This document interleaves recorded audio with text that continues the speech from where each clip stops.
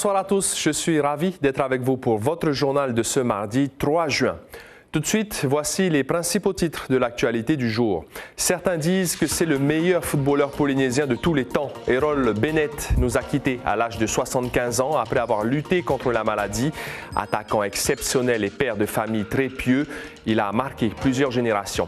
Le papillomavirus, infection sexuellement transmissible, principale cause des cancers de l'utérus. Ce mois de juin est l'occasion d'en parler et aussi de se faire vacciner à travers l'opération Juin vert.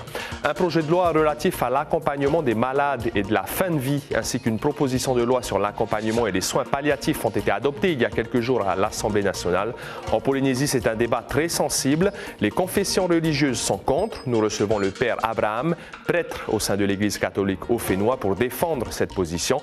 La Ligue contre le cancer est plutôt favorable, car les maladies incurables sont vectrices de grandes souffrances. Natacha Helm, la présidente, nous partagera ses arguments. Ce sera dans Regard croisé.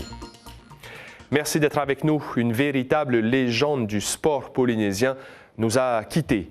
L'ancien footballeur Errol Bennett est décédé des suites d'une longue maladie. C'était une icône de l'AS Central Sport et de la sélection de Tahiti. 11 fois meilleur buteur du championnat, un pied gauche exceptionnel, un palmarès unique. Ismaël Tahiata et Patrick Sinsing ont rencontré sa famille ce matin, ainsi que les passionnés de football endeuillés. Elles sont le témoignage d'un passé glorieux, des coupures de journaux et des photos des années 70. L'équipe de Central Sport part en Calédonie et une Coupe de France remportée 3-1. Un match où le duo Bennett-Laysan a une nouvelle fois brillé. Lui, tu peux le donner dans les pieds, tu peux le balancer devant. C'est un joueur complet, quoi. Ses qualités, il est rapide, il joue avec les deux pieds, tu vois. Quand devant le but, c'est là, il loupe des occasions et il marque souvent. Central Sport, c'est l'usine à champions. Errol Bennett a fait ses premières armes là-bas. Eugène Haïré-Arol a connu en tant qu'élève à l'école mormone de Fatawa, puis en tant que joueur. Il avait 15 ans à peine. Dans les débuts des années 68, 69, 70, Errol a commencé à évoluer en équipe première pour partir en 71, 72 en France au Paris Saint-Germain. Sur le terrain, Errol Bennett était un extraterrestre. Ici, un coup franc tiré avec une précision diabolique. Humilité, entraide, fair play, des valeurs morales qui ont toujours suscité l'admiration de son fils, Naya. En tant qu'enfant, je n'avais pas cette pression et il ne me mettait pas cette pression. Il me disait, tu as des qualités, on est différents, n'essaie pas de faire comme moi ou joue ton football. Donc il m'a donné quand même cette confiance en moi. La foi a guidé ses pas tout au long de sa vie. Il y a le footballeur et il y a le père de famille, le pilier, le doyen. Une vie sportive, religieuse et familiale bien remplie. C'est devenu naturel pour nous d'adorer Dieu. C'est notre vie. On ne pouvait pas dissocier la vie sociale et la vie religieuse. C'était un tout chez nous. Bon, nous ne sommes pas des personnes parfaites, pas du tout, mais ça nous aidait à nous améliorer dans beaucoup de choses. Et Errol était notre sagesse et il est tellement intègre dans tout ce qu'il fait. S'il faut retenir un mot de Errol, c'est l'intégrité. 7 enfants, 27 petits-enfants et 4 arrière-petits-enfants ou compteurs. Mais Hani, la plus jeune des petits-enfants, a de qui tenir. Vainqueur du défi technique organisé par la Fédération de football la semaine dernière et meilleure jongleuse du club de Pira. La campagne de sensibilisation de dépistage du cancer du col de l'utérus, Juin vert, a démarré en Polynésie. Il y a 16 nouveaux cas de cancer de l'utérus chaque année, provoqués principalement par le papillomavirus. La vaccination dès l'âge de 11 ans est donc un premier rempart. On fait le point avec Chiquita Teiva et Hubert Liao. 15 à 20 nouveaux cas de cancer du col de l'utérus sont diagnostiqués chaque année en Polynésie. C'est la deuxième cause de mortalité chez les femmes dans le monde.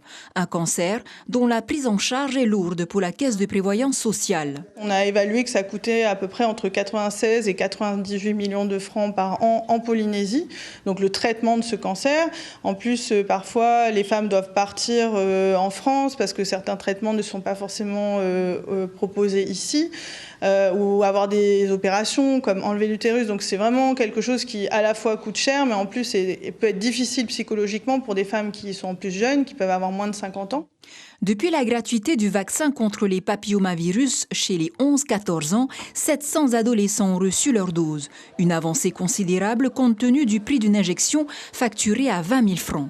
Aujourd'hui, ici, c'est gratuit de 11 ans à 14 ans, ce qui est très bien, mais en fait, il eût été préférable de vacciner même au-delà, voire même ce qui est préconisé aujourd'hui, c'est jusqu'à 26 ans, aussi bien les garçons que les filles.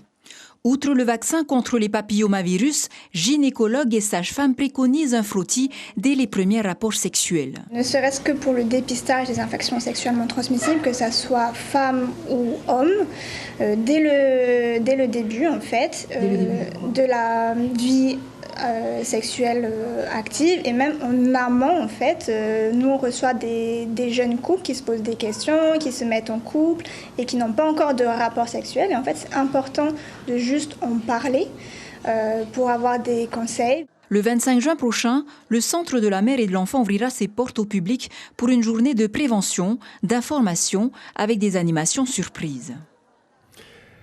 L'exercice Orsec 2025 en cas de tsunami a été organisé aujourd'hui par les services de l'État. La simulation s'est faite aux Marquises. Elle visait notamment à tester les dispositifs d'alerte et de coordination de la sécurité civile en cas de raz-de-marée. Le système national d'alerte sur téléphone mobile et les sirènes dans les communes concernées ont été déclenchés après un avertissement d'activité sismique d'ampleur par le laboratoire de géophysique. Écoutez le chef de la cellule de crise au micro de Théa Makamia. C'était intéressant parce que ça nous a permis aussi de voir des points qu'on a pu oublier et puis de mettre en place une réflexion interservice, une coordination, que ce soit la santé, le DT, enfin le DM, ONATI pour les communications, à quel moment les coupures électriques se faisaient, à quel moment on perdait éventuellement le réseau si on devait le perdre, le réseau téléphonique, comment on s'organisait, gendarmerie, police municipale. Donc voilà, il y avait toute une organisation qui nous a permis d'apprendre aussi à fonctionner les uns les autres. Tout de suite, nous allons parler de l'aide à mourir. Une proposition de loi a été adoptée il y a moins d'une semaine. Place au débat sur ce sujet très sensible avec Regard Croisé.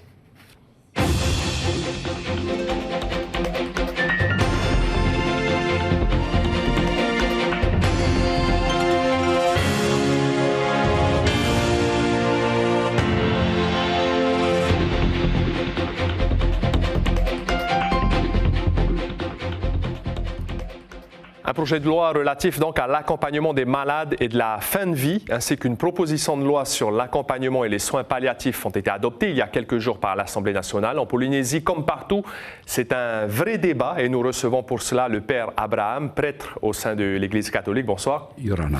Et à ma gauche, Natacha Helm, présidente de la Ligue contre le cancer. Bonsoir. Bonsoir. Merci à tous les deux d'avoir accepté notre invitation. Le Sénat doit examiner les textes à l'automne. En première lecture, ils ont été adoptés par l'Assemblée nationale. Ils ne sont pas encore appliqués, mais ça risque de passer. Natacha Helm, est-ce que pour vous, c'est une réelle avancée pour les personnes malades condamnées à mourir en France? Et pourquoi? Alors, une réelle avancée, en tout cas, c'est une loi qui va aujourd'hui permettre de cadrer les choses et surtout, à mon avis, de permettre aussi aux malades d'avoir ce droit de pouvoir exprimer son envie de ne plus souffrir. Parce que pour nous, l'objectif dans cette loi, c'est surtout lui permettre de dire « je ne veux plus souffrir, mais je veux être accompagné ». Et ça, c'est important. Malheureusement, notre expérience sur le terrain nous démontre que la maladie, en tout cas celle que l'on traverse aujourd'hui, notamment le cancer, ce sont des maladies difficiles, ce sont des maladies qui très souvent ont une issue désastreuse. Et pour nous, aujourd'hui, oui, c'est quelque chose qui est important pour ces patients, parce que pour nous, l'objectif, c'est le patient. Et ça empêche aussi la douleur peut-être de la famille, aussi de voir cette personne mourir progressivement? Alors, en tout cas, moi, je pense surtout que ce qui peut être compliqué aujourd'hui d'accepter, outre bien sûr le fait qu'on soit une population croyante, pratiquante, qui avons grandi dedans, c'est aussi le fait de parler de la mort et d'accepter le départ de ce proche. Parce que finalement, ce qui est compliqué, c'est de voir quelqu'un que l'on aime partir ou baisser les bras. Mais je pense que de voir aussi une personne que l'on aime souffrir est tout autant difficile. Et oui, aujourd'hui, la famille doit aussi être rassurée. Et bien sûr que l'accompagnement est présent, bien sûr que la famille est importante, bien sûr que l'entourage est important et cet accompagnement. Mais je pense qu'il est temps aussi de pouvoir donner l'opportunité à ce patient de choisir. Père Abraham, pour les catholiques et les religions de manière générale, la vie est plus importante. Hein. Peu importe la condition, on ne déclenche pas la mort. Est-ce que pour vous, donc, cette proposition de loi est un scandale, on va dire? D'abord, je voudrais saluer le peuple polynésien qui nous regarde. Cette loi qui a été adoptée est une loi qui ne permet pas l'avancée de l'humanité, mais c'est un déclin, une régression. Pourquoi? La situation de l'Église, elle est claire. Je cite d'abord une des phrases de l'Évangile, où Christ dit « Je suis venu pour que vous ayez la vie, et la vie en abondance ». Donc déjà, cette phrase nous permet déjà de situer dans le contexte où vit le malade. L'Église se positionne toujours par rapport aux personnes de grande vulnérabilité, de grande fragilité, de grande souffrance. Sa mission, c'est d'accompagner cette personne malade dans un état grave en lui donnant l'espérance. Et l'espérance, on le sait très bien, si on est chrétien, c'est le Christ. Donc on est là pour faire allier la personne malade à la personne du Christ, en raison du contexte religieux chez nous.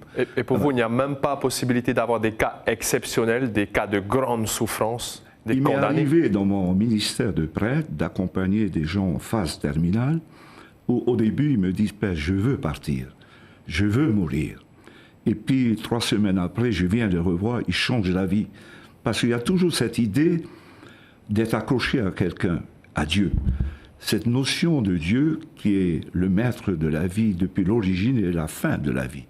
Il y a toujours, étant donné que l'être humain est créé à l'image de Dieu, il y a toujours ce désir chez la personne qui est en phase terminale de porter secours à quelqu'un d'autre qui nous dépasse. Est-ce que l'aide à mourir pour quelqu'un qui est en phase terminale, vous venez de le dire, ce serait un péché? Non, il n'est pas question de péché. Il ne faut pas oublier que Dieu nous a créés libres. Et dans la liberté que Dieu nous a donnée les uns les autres, il faut respecter aussi. Mais la position de l'Église est claire, c'est d'accompagner pour que les personnes va jusqu'à la vie et de la vie à la mort. Natacha Helm, est-ce qu'on a des statistiques sur le nombre de personnes qui meurent dans de grandes souffrances des suites d'un cancer, par exemple, chaque année au Fénois? Oui, malheureusement, oui. Et puis, je pense qu'aujourd'hui, cette loi, elle s'applique surtout à des personnes pour qui il n'y a plus d'espoir, il n'y a plus de moyens thérapeutiques de guérir. Mais il faut aussi retenir une chose, c'est que nous sommes tous croyants. Nous croyons tous en Dieu. Nous savons que la vie, c'est Dieu qui nous l'a donnée. Mais je suis convaincue que Dieu aussi n'aimerait pas voir son enfant souffrir. Et pour moi, la mort, c'est une suite logique de la vie. Et en tant que croyants, il nous faut aussi aujourd'hui déjà avoir un discours apaisé, un débat apaisé sur ce sujet. Mais il nous faut surtout être tolérants.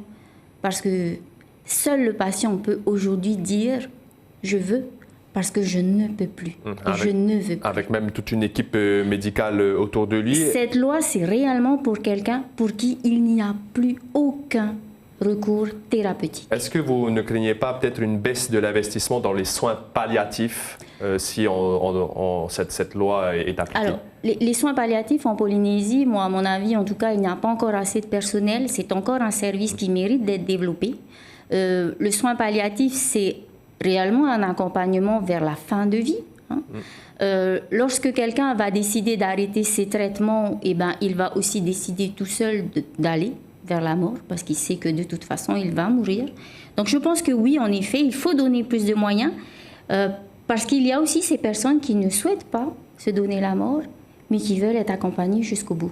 Et les soins palliatifs sont en effet une alternative importante. Père Abraham, est-ce que pour la mise en place, si bien sûr ce texte est adopté au Sénat et appliqué en métropole, la mise en place en Polynésie, est-ce que vous avez des attentes? Est-ce que vous espérez rencontrer par exemple les autorités, toutes les confessions religieuses? L'Église a toujours sa position qui est claire.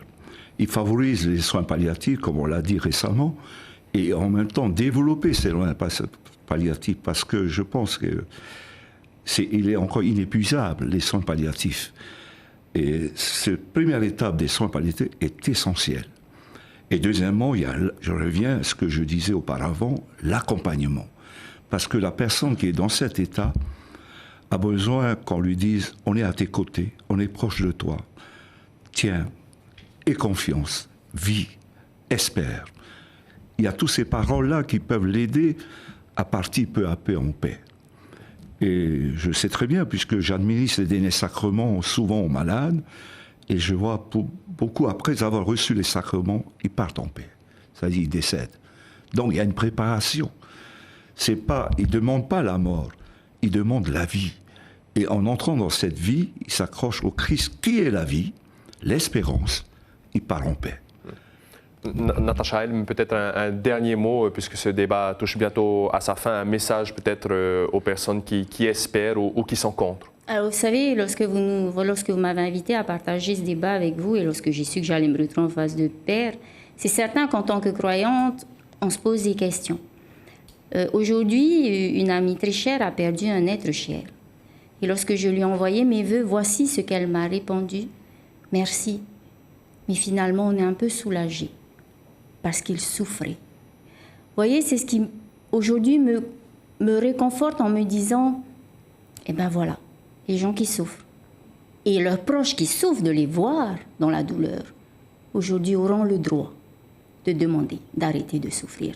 Et pour nous, tout l'intérêt reste là et ce sera notre priorité. Et ce sera le mot de la fin. Merci beaucoup, Natacha Helm, présidente de la Ligue contre le cancer. Merci également à vous, Père Abraham, d'avoir défendu la position de l'Église catholique. C'est la fin de ce regard croisé.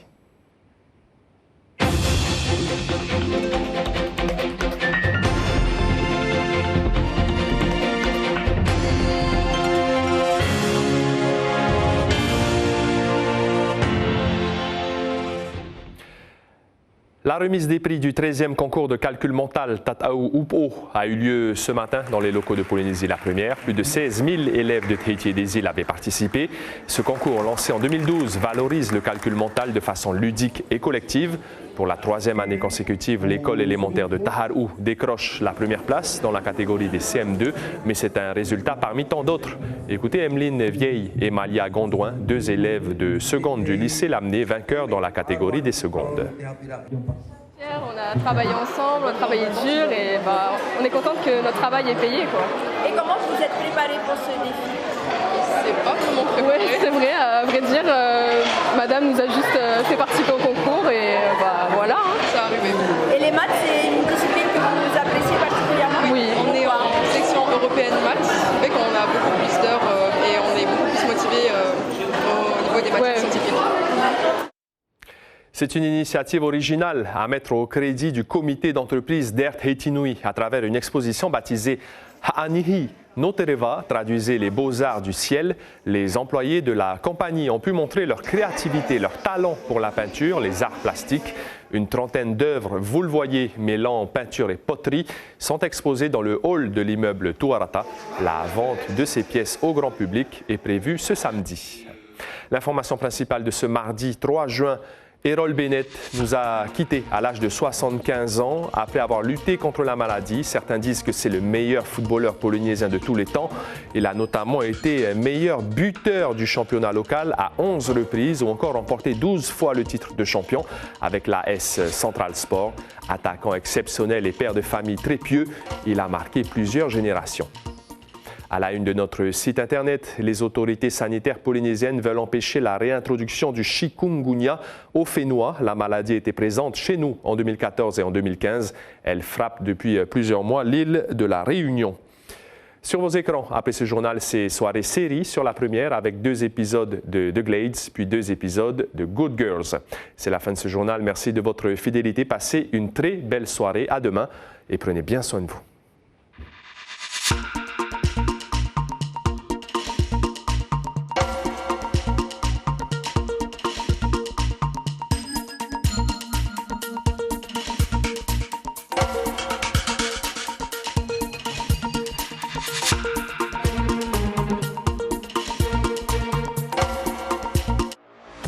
Retrouvez toute l'info sur WhatsApp en scannant notre QR code.